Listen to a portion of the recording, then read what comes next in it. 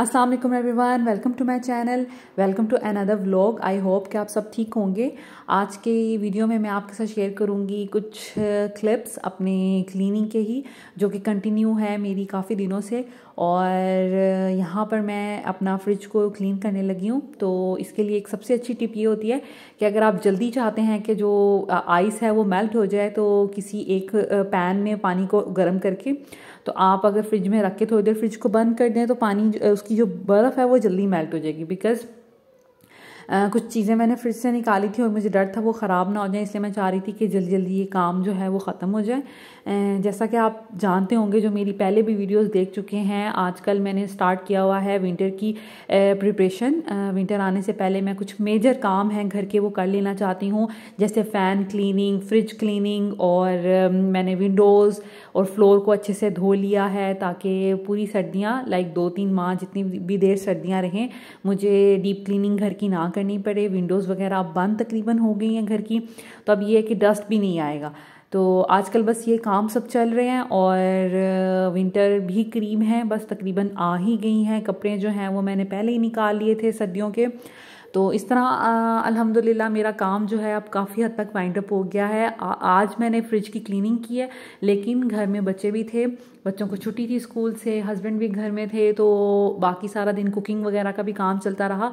तो आज मैं सिर्फ मेजर यही काम कर पाई, लेकिन इंशाअल्लाह ताला नेक्स्ट वीडियो में मैं आपके साथ अपने किचन की जो है वो क्लीनिंग भी शेयर करूँगी, उसके कैबिनेट्स वगैरह की, और जो स्टोव होता है उसकी, और जो फ़ैन होता है, हुड होती है किचन की, उसकी क्लीनिंग। ठीक है, तो यहाँ पर मैं क्लीनिंग कर रही थी। ये जो बैक साइड है फ्रिज की, यहाँ पे कुछ लाइंस हैं और ये साफ़ करने से रिमूव नहीं हो रही किसी भी तरीके से।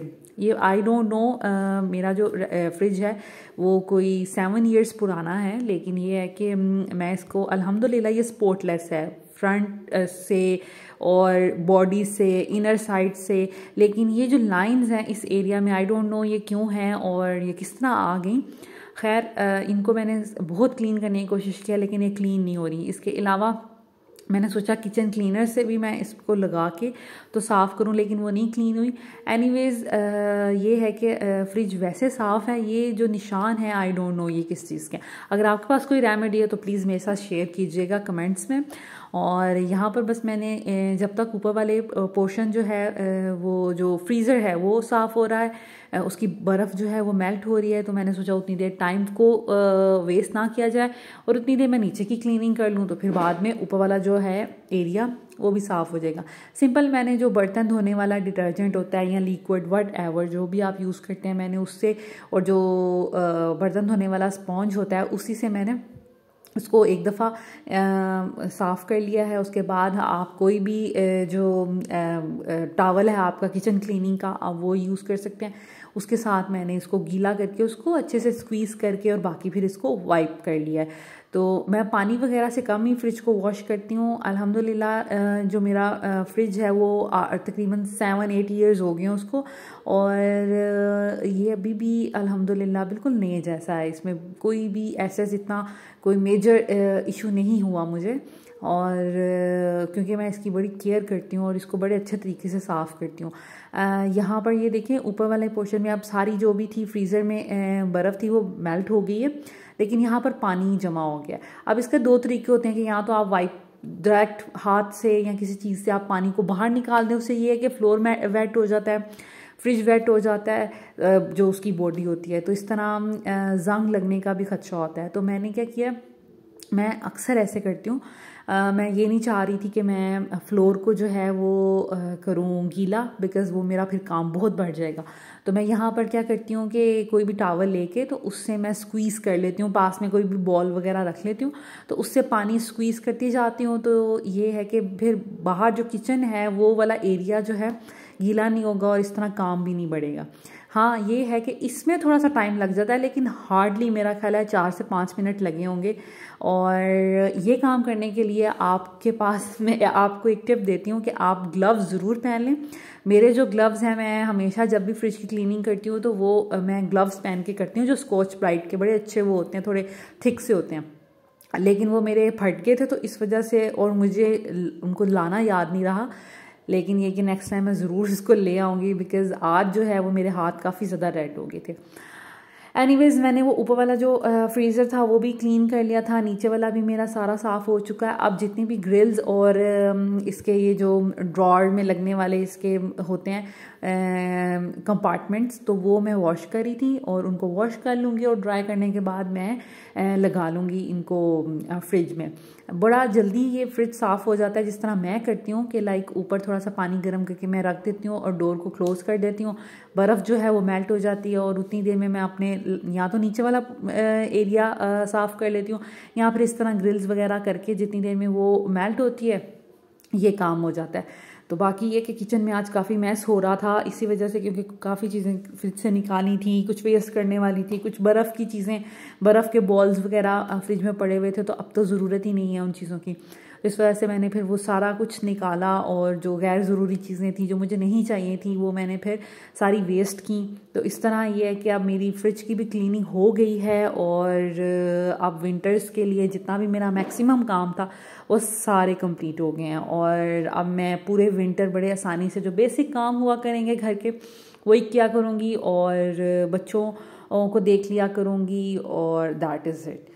तो आज भी मैंने यही किया था कि फ्रिज की क्लीनिंग की, तो उसके बाद मुझे लगा कि इसमें मेरा काफ़ी टाइम जो है वो मुझे लग गया था, तो फिर मैंने बच्चों को पढ़ाया और आज 2 डिशेस भी बस ये लोग सब घर में थे तो आज सबका कुछ अलग खाने का मूड था, तो इस वजह से मैंने फिर इनको 2 तरह के मील बना के दिए, एक लंच में और एक शाम में। तो मैं बस आपके साथ आज वो शेयर करूँगी। आज मैंने जो मेजर काम है वो फ्रिज की क्लीनिंग की और बर्गर्स बनाए थे, पैटी बर्गर बहुत मज़े के बने थे, सब घर वालों ने बहुत पसंद किए। मेरी बेटी इवन जो मेरी जो बड़ी बेटी है जो 6 इयर्स की है वो कभी भी पूरा बर्गर नहीं खा सकती तो उसने पूरा बर्गर अल्हम्दुलिल्लाह और माशाल्लाह फिनिश किया था। तो मैं बहुत खुश हो रही थी कि मैंने बनाया है और इसने इतने शौक से खा लिया है। तो उसकी रेसिपी मैं आपके साथ शेयर करूँगी और आपसे रिक्वेस्ट करूँगी कि उसको एक दफ़ा ज़रूर ट्राई कीजिएगा। तो बस अब मैं फ्रिज में चीज़ें रख रही थी, कुछ नगेट्स थे वो मैंने रख दिए थे और कुछ जो कॉर्न्स होते हैं स्वीट कॉर्न्स वो एक पैकेट था वो रख दिया था और बाकी चिकन कुछ पड़ा हुआ था, मैंने अभी नया आज सुबह लेके आई थी वो रख दिया था। ऊपर वाली जगह पे मैं रख देती होती हूँ ये चीज़, कुछ कुकिंग चॉकलेट, बटर और ये टमेटो प्यूरी थी मेरे पास और कुछ यूज्ड मशरूम्स थे वो मैंने हाफ़ यूज़ थे तो मैंने फिर हाफ़ फ्रीज़ कर देती होती हूँ वो रख दिए थे। और इन पैकेट्स में ये बड़े अच्छे सील पैक्स हैं, इनमें मैं जिंजर गार्लिक किसी तरह रफ बस उनको छील के रख देती होती हूँ और ये बड़ा अच्छा इसमें स्टोर हो जाता है और जब चाहिए होता है तो उसको निकाल के तो ब्लेंड कर लेती हूँ, तो बड़ा कन्वीनियंट रहता है और इससे ये कि मैस भी नहीं रहता। तो बस ऊपर वाला जो है मेरा फ्रीज़र जो है वो बिल्कुल ठीक हो गया था, रेडी हो गया था और अब मैं नीचे वाले चीज़ें हैं वो सेट कर लूँगी। यहाँ पर मैंने इसकी जो ग्रिल्स हैं वो वॉश करके रख दी थी और अब मैं बस इसमें चीज़ें रखूँगी जो भी मुझे ज़रूरी हैं। कुछ चीज़ें वेस्ट करने वाली थी वो मैंने वेस्ट कर दी थी। अच्छा, फ्रिज आपका देर तक अच्छा रहे, नीट एंड क्लीन रहे और मतलब उसमें जंग ना लगे और वो ख़राब ना हो, उसका यही हाल है कि आप कोशिश करें कि उसको डैम्प क्लॉथ से ही साफ़ करें, गीले कपड़े से उसको आप क्लीन करें, पानी कम से कम उसमें इस्तेमाल करें। लाइक कुछ लोगों को मैंने देखा है वो पानी से उसको वॉश करते हैं तो वो अच्छा तरीका नहीं है। उसके बाद यहाँ पर डोर में मैंने कुछ एग्स रख दिए थे और ये कुछ चीज़ें हैं मुझे ऐसे लगता है कि ये ख़राब हो जाते हैं। जैसे एक दफ़ा मेरे चिली फ्लेक्स में कीड़ा लग गया था तो उसके बाद मैंने कभी उसको बाहर नहीं रखा, मैं फ्रिज में ही रखती हूँ।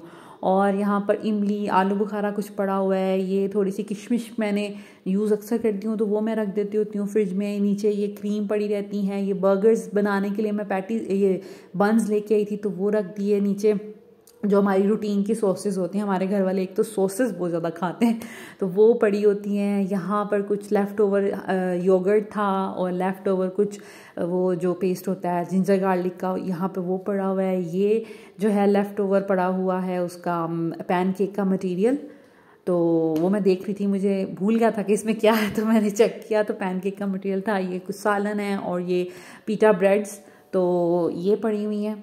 और नीचे जो है वेजिटेबल्स हैं, ये मैं नई वेजिटेबल्स लेके आई थी सुबह, जैसे मैंने बताया कुछ एग ब्रेड्स एंड वेजिटेबल्स लाने वाली थी। तो शिमला मिर्च है, पीज़ हैं और गोभी है। हम लोगों को सोच रहे थे कि हम गोभी बनाएं। और यहाँ पर ये जो शीशे के जार्स में चीज़ें आती हैं मैं वहाँ पे इसीलिए रखती हूँ क्योंकि डोर जो है इनकी वजह से बड़ा हैवी हो जाता है और फिर बंद होने में मुश्किल होती है। और नीचे कुछ वेजिटेबल्स थी, कुछ लेफ़्ट ओवर पास्ता पड़ा होता है जो एक दफ़ा मैं खोल लेती हूँ तो मैं फ्रिज में रख देती हूँ एहतियातन कि उसमें कीड़ा ना लगे या वो ख़राब ना हो। तो अल्हम्दुलिल्लाह फ्रिज जो है हमारी क्लीन हो गई है। ओके, तो अब आते हैं अपनी रेसिपी की तरफ। बहुत मज़े की रेसिपी है, ज़रूर ट्राई कीजिएगा। ये 500 ग्राम्स चिकन है जिसमें मैंने एक मीडियम साइज़ का प्याज डाला है, 4 मैंने इसमें हरी मिर्चें डाली हैं, इतना सा अदरक डाला है और थोड़ा सा लहसुन और 1.5 स्लाइस मैंने इसमें ब्रेड का डाला है। ठीक है, तो सबसे पहले हम इस सारी जो सब्ज़ी है उसको ब्लेंड कर ले, उसको चॉपर में डाल के उसको अच्छे से चॉप कर लेंगे। अगर आप चिकन के साथ ही सारी चीज़ें डाल दें तो उसका ये होता है कि चिकन जो है बड़ी जल्दी कीमा सा बन जाता है और ये चीज़ें फाइनली चॉप नहीं होती। तो मैं हमेशा जब भी इस तरह कोफ्ते बनाने हों या मैंने कभी नगेट्स बनाने हों या इस तरह की कोई पैटी वगैरह बनानी हो तो सबसे पहले मैं चॉपर में ये सब चीज़ें डाल के इनको बहुत अच्छा सा फाइनली चॉप कर लेती हूँ और फिर मैं चिकन डालती हूँ क्योंकि चिकन जो है वो 2-3 मिनट में ही बड़ा अच्छा कीमा उसका बन जाता है। लेकिन ये जो चीज़ें जब चिकन के साथ डाली जाएँ तो वो फाइनली फिर चॉप नहीं होती। तो पहले इनको चॉप कर लिया करें फिर चिकन डाला करें तो देखिएगा बिल्कुल इतना फाइन उसका कीमा बन जाता है, हर चीज़ अच्छे से बीच में चॉप हो जाती है, किसी का भी बड़ा चंक नहीं रह जाता। तो अभी मैं आपको दिखाती हूँ, ये देखें कि ये कितना अच्छा फाइनली ये चॉप हो गई ये सारी चीज़ें। इसमें ब्रेड भी डाल दी थी मैंने, प्याज, लहसुन, अदरक और मिर्चें, और अब मैं इसमें चिकन डालूंगी और ये 2 मिनट में इतना अच्छे से ये इसका कीमा बन जाएगा। तो इसमें बस हमने ये सब चीज़ें डालनी है। उसके बाद इसमें जब आप थोड़ा इसको चॉप ही कर रहे होंगे, हाफ जब हो जाए तो फिर इसमें हम डालेंगे थोड़ा सा विनेगर और जो हॉट सॉस होती है, चिली सॉस होती है वो डालेंगे एंड दैट इज़ इट। ठीक है, नमक और काली मिर्च। तो अगर आपको अपना चॉपर सेव करना है कोई भी इलेक्ट्रॉनिक्स अगर आप चलाते हैं, जैसे कोई चीज़ ब्लेंड कर रहे हैं कुछ भी, तो आप उसको बहुत ज़्यादा टाइम के लिए एक दफ़ा ना चलाया करें, बिकॉज़ इस तरह आपका जो अप्लाइंसेस हैं वो ख़राब हो जाते हैं। ठीक है, आप इंस्ट्रक्शन कभी पढ़ें तो इंस्ट्रक्शन में भी लिखा होता है तो कि 30 सेकंड से ज़्यादा किसी चीज़ को नहीं चलाना चाहिए। तो इसलिए मैं इसको बार बार ऑन एंड ऑफ कर रही थी। आई थिंक 10 to 15 सेकेंड्स के लिए मैं इसको चलाती थी और फिर ऑफ़ कर देती थी ताकि जो मेरा ये चॉपर है ये जल्दी ख़राब ना हो। तो इस तरह की चीज़ें इंस्ट्रक्शंस वगैरह पढ़ लेने से एक तो फ़ायदा होता है और मैं भी आपके साथ इस तरह की टिप्स जो हैं वो शेयर करती रहूँगी। तो यहाँ पर मैंने इसमें विनेगर और हॉट सॉस भी डाल दिया। अब मैं इसको थोड़ा सा चलाऊँगी बिकॉज़ हमने ब्रेड डाली थी और सारी चीज़ें ड्राई थी। मेरा जो चिकन था वो भी मैंने अच्छे से पानी उसका निकाल लिया था उसमें से, तो इस वजह से बिल्कुल ड्राई था। तो मैंने थोड़ा सा इसमें डाला है विनेगर और hot sauce and that is it. अब मैं इसको निकाल के तो इसमें जो मसाले हैं वो ऐड करूँगी। ये देखें कितना फाइनली ये हो गया और हर चीज़ इसमें यकजा हो गई है। अब आप किसी भी बॉल में निकाल लें इसको। इसमें अब मैं डालूंगी सॉल्ट एंड पेपर। आप चाहें तो चॉपर के अंदर भी डाल सकते हैं, लेकिन मुझे ये तरीका, मैं हमेशा से ऐसे ही करती हूँ, मुझे तरीका कन्वीनियंट लगता है या अच्छा लगता है, इस वजह से मैं इसमें डालूंगी अब इस पॉइंट पे। ठीक है, इस मटेरियल से आप नगेट्स बना सकते हैं, बस शेप देने की का डिफरेंस है। आप इससे कुछ भी शेप बना लें आपकी वो चीज़ बन जाएगी। इससे आप बर्गर पैटी बना लें, इससे आप नगेट्स बना लें, इसी मटेरियल को आप यूज़ कर लें ड्रमस्टिक बनाने में या चिकन पॉप्सिकल बनाने में। आप पॉप्सिकल की शेप दे देंगे तो पॉप्सिकल बन जाएगा, ड्रमस्टिक की दे देंगे तो ड्रमस्टिक बन जाएगा, चिकन बॉल्स की शेप दे दें तो वो बन जाएगा। लाइक ये जो एक मटेरियल है ये तरह कितनी ज़्यादा आपने बस शेप देनी है और ये वही वैरायटी बन जाएगी। बच्चों को ना चीज़ें देखने में उनका जो विजुअल इम्पैक्ट होता है ना वो बच्चों को अपील करता है, टेस्ट बाद में अपील करता है। बच्चों को टेस्ट का इतना ज़्यादा नहीं पता होता कि ये वही टेस्ट है जो हमने पॉप्सिकल में खाया था या चिकन बॉल्स में खाया था, उनको नहीं ये पता चलता। बस बच्चों को प्रेजेंटेशन बहुत अपील करती है। तो अगर आप अपने बच्चों के लिए कुछ बनाना चाहते हैं, चिकन बहुत अच्छी चीज़ है, आप बीफ में भी बना सकते हैं, मटन का भी बना सकते हैं, फ़िश का भी बना सकते हैं। बस बच्चों को डिफरेंट शेप बना के देनी होती है और बच्चे खुश हो जाते हैं। अच्छा, तो यहाँ पर मैं बना रही थी पैटी। पैटी को अगर आपने सिंपल भी आप अपने हाथों से भी बना सकते हैं, ठीक है, लेकिन अगर आप बिल्कुल फाइन एक लुक चाहते हैं, प्रेजेंटेबल उसको बनाना चाहते हैं या मेहमानों के लिए बना रहे हैं, तो आप उसको हल्का सा हाथों से पैटी की शेप दे दें। उसके बाद कोई भी आप ग्लास ले लें, अगर आपके पास कुकी कटर है आप वो ले लें। मेरे पास इतने बड़े साइज़ का कुकी कटर नहीं था, इस वजह से मैंने फिर ग्लास ले लिया। मुझे एक आइडिया आया कि मैं ग्लास से इसकी शेप दे सकती हूँ। तो ग्लास को ऊपर रखें और जो बाकी चीज़ें हैं उसकी साइडें वो निकाल लें और देखें कितनी फाइन उसकी गोल सी शेप बन गई। तो आप इस तरह शेप बना के रख लें। 500 ग्राम्स चिकन में मेरी तकरीबन मैंने 6 पैटीज़ बनाई थी और बाद में मैंने 10 नगेट्स बना दिए थे। इसका मतलब है कि मेरा ख्याल है 10 पैटीज़ तो आसानी से 500 ग्राम में बन जाएंगी। ये मेरी 6 पैटीज़ बनी थी। उसके बाद जो मटीरियल रह गया था उसके मैंने नगेट्स की शेप बना ली थी, क्योंकि अभी मुझे 6 बर्गर्स बनाने थे।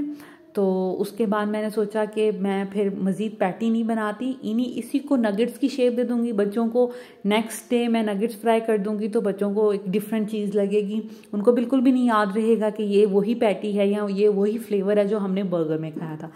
तो बस बच्चों को यही चीज़ें होती हैं कि एक ही चीज़ को आप डिफरेंट शक्ल दे के उनके सामने प्रेजेंट कर दें तो बच्चों को लगता है कि ये डिफरेंट चीज़ है। तो अब क्या करना है, अब हमने इसको बस शैलो फ्राई करना है पैटी को। चिकन का कीमा है, ये बहुत जल्दी हो जाएगा।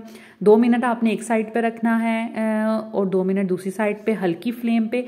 बहुत ज़्यादा फ्लेम हाई नहीं होनी चाहिए वरना ये काली हो जाएगी और अच्छी नहीं लगेगी। तो आपने बस 2 मिनट एक साइड पे रख के उसकी साइड चेंज कर लें और उसको दूसरी तरफ से भी पका लें। That is it. इसको बहुत ज़्यादा कुक नहीं करना, क्योंकि इसके जो जूसेस हैं वो सारे फिर जो इसमें जूसेस हैं वो सारे ड्राई हो जाएंगे और फिर वो अच्छा नहीं बर्गर बनेगा। तो लिहाजा आपने सिर्फ 2 मिनट एक साइड से 2 मिनट दूसरी साइड से करके एंड दैट इज़ इट। तो उसको आप फिर जो बर्गर के बन हैं उसमें रख लें और यहाँ पर मैं थोड़े से जो बन हैं वो भी टोस्ट कर लूँगी हल्का सा, ताकि ये क्योंकि ठंडे होते हैं तो इस वजह से मैं थोड़ा सा इसको टोस्ट कर लेती होती हूँ। बहुत से लोग नहीं भी करते, तो वो it's totally up to you, ठीक है।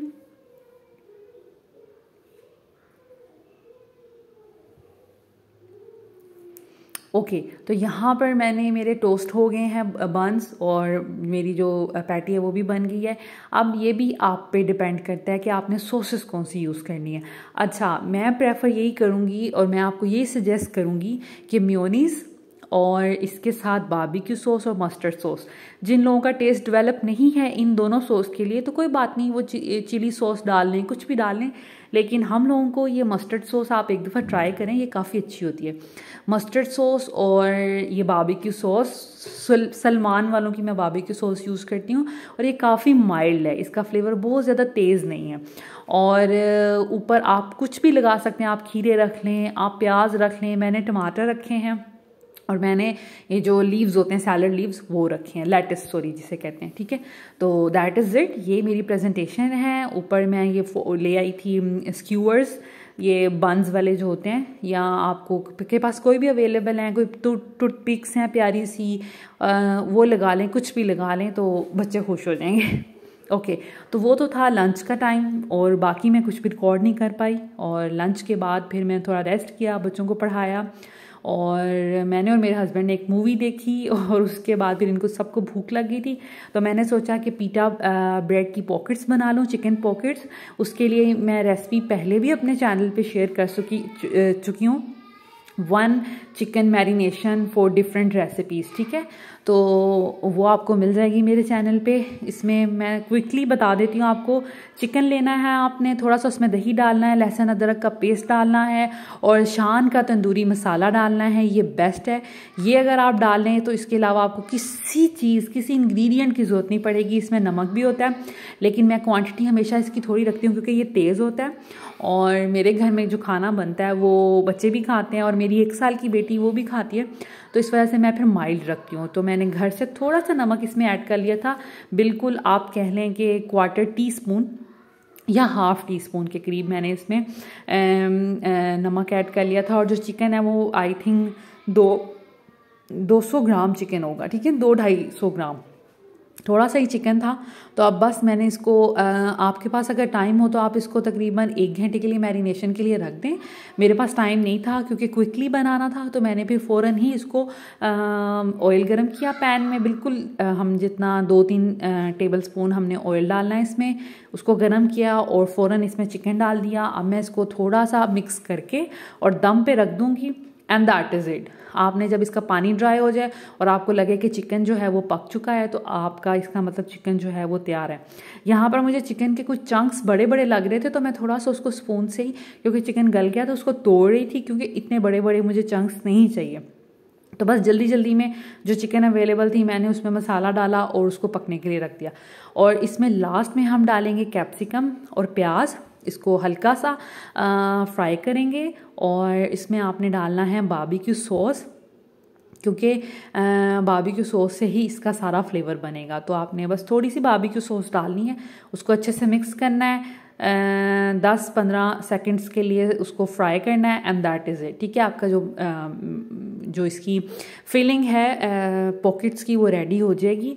और आप इसको एक साइड पे रख लें, हल्का सा ठंडा होने दें, या गरम भी आप लगा सकते हैं।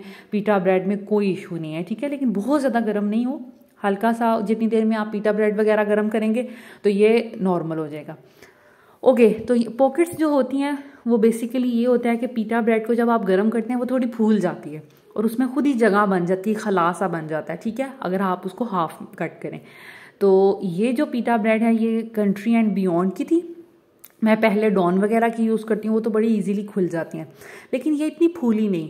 तो मैंने खैर इसको नाइफ़ की मदद से थोड़ा सा कट कर लिया, लेकिन बाद में मेरे लिए कट करना इसको मुश्किल हो रहा था, क्योंकि थोड़ा खाने का टाइम लेट हो गया था और ये खुल भी नहीं रही थी। गरम गरम भी मुझे उसको थोड़ा ठंडा करना पड़ रहा था, फिर उसको पकड़ना पड़ रहा था।